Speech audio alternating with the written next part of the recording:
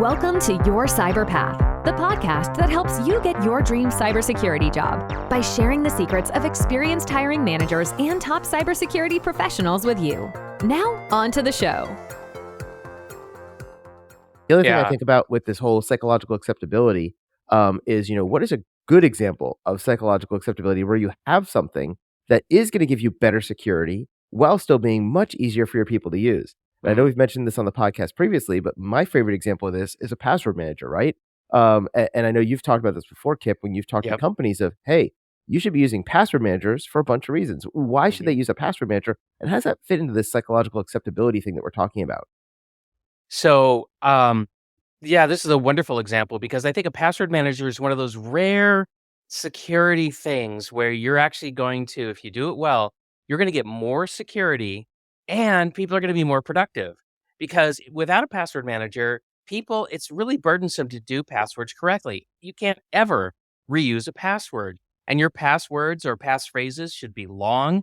And that's just not psychologically acceptable for human beings to be able to do that. So in order to do passwords in a durable way, you really do need some kind of help, and a password manager is the way to go, I think. And you also have to choose the right password manager because, people are like, well, I'm scared to use a password manager because I'm putting all my passwords, all my eggs in one basket. What if that basket falls and breaks, and somebody gets all my passwords? And that's a valid concern. So you have to choose the right password. You have to choose one that's attack resistant and so forth. But if you're using a password manager, you're going to get that extra security because it's going to help you do passwords correctly, but you're going to get great productivity because the password manager is going to choose the passwords for you. And when the time comes to enter a password, the password manager is going to retrieve the correct password, drop it into, the password field, and off you go. No typos. You don't have to sit there and go, is that an O or a 0? I can't tell,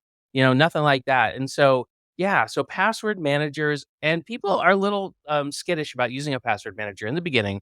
But when I explain to them what I just said, hey, this is going to give you more security and productivity, give it a shot. It's a winner. People like it. So I think it's a great example of psychological acceptability. Yeah, 100%. I use Bitwarden as my password manager in my company. That's what we all use. It allows us to share passwords between people without showing that person the password and still letting them log in. So there's a lot of software that we use in our business. For instance, this podcast, we use a tool to manage the podcast and push it out to all of our listeners. And that tool doesn't allow us to have multiple users. It only allowed us to have one login of username and password. And so it's, Jason's email and a password I selected. Well, if I create the password that's something I'm going to memorize and share it with my team, they may now know the password I use for a lot of other things, because a lot of people used to say, you have the word password and then you put like a 2 or 3 digit code in front of it. Like, if it's podcast, I'd put POD password, right? If it's YouTube, it'd be YT, password or whatever. And if I give them one of those, they now know all my passwords for everything.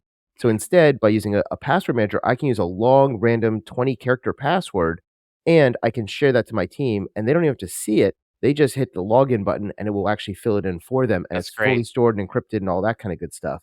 If you want to learn more about password managers, we did talk about this previously on the podcast back in episode 92, in the episode called Password Managers. And we talked about things like LastPass, we talked about OnePass, we talked about Bitwarden and some of the other ones out there. And this idea of psychological acceptability of why and how you can get people to accept these password managers, because they are easier to use while still giving you better security.